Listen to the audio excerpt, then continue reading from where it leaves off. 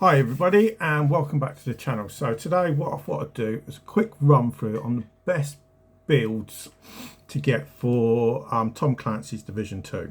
So if you're new to the game, you generally haven't got a clue what you're doing, so normal thing, like I did, do a Google search, see what is the best build. So the build that everybody told me, everybody that I play with said, get a striker's build. Okay, fine. Get a striker's build. Okay, what do I need? So this is what I did. This isn't what a general striker's build, but it makes me feel more confident when I'm playing because I tend to be more of a defensive player. Okay, so I always carry the Elmo's engine, okay, as my main gun. As you can see, 100,000 damage. Okay, it's not completely maxed out, you know, 20% half damage, 15% assault rifle damage, and plus 10% damage to target out of cover. Some people have a shotgun. I always have the sniper rifle because sometimes I like to have a little snipe at people, especially if I'm having a bad day. So I like to carry the White Death. That's my backup weapon. And as my sidearm, always carry the TDI Card Custom. Look at that, 238,000 damage. Okay, so that's my weapons of what I normally carry around.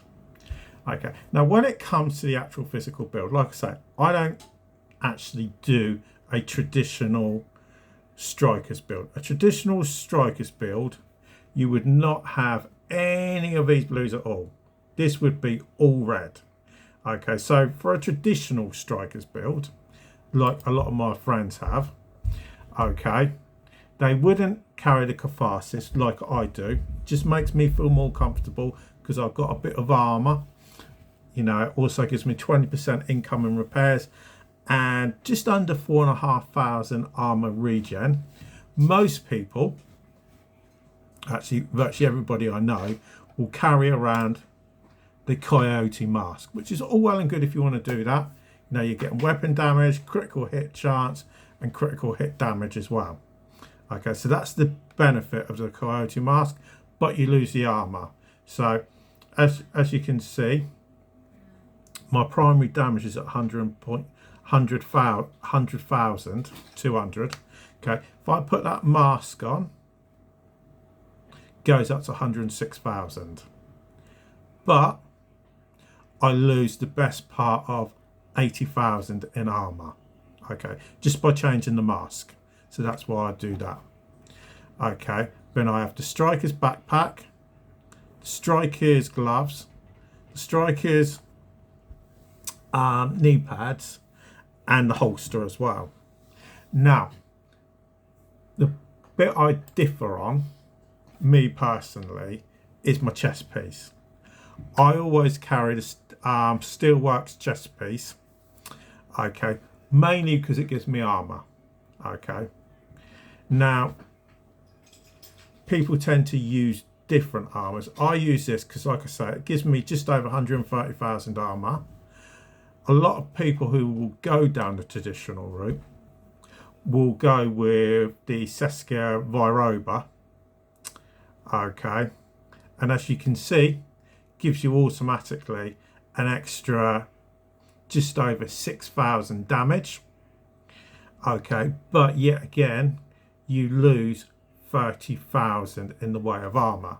So by me having my two armor pieces, okay, I'm gaining what the best part of 100,000 in armor, but I'm losing about 13,000 in the way of damage.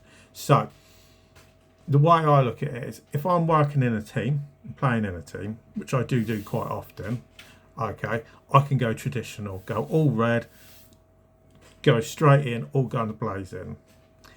If I'm playing on my own, which I do sometime during the day, I'll change my mask and I'll change my chest piece. So dependent on the way you want to play, if you want to go a bit more defensive, you know, that bit more protection, change the mask and chest piece. If you want to go a bit more attacking, you know what I do. yet again, still change it, but make sure it's all reds. So I hope that helps everybody out, but for now, thanks for watching, and we'll speak to you all again a bit later.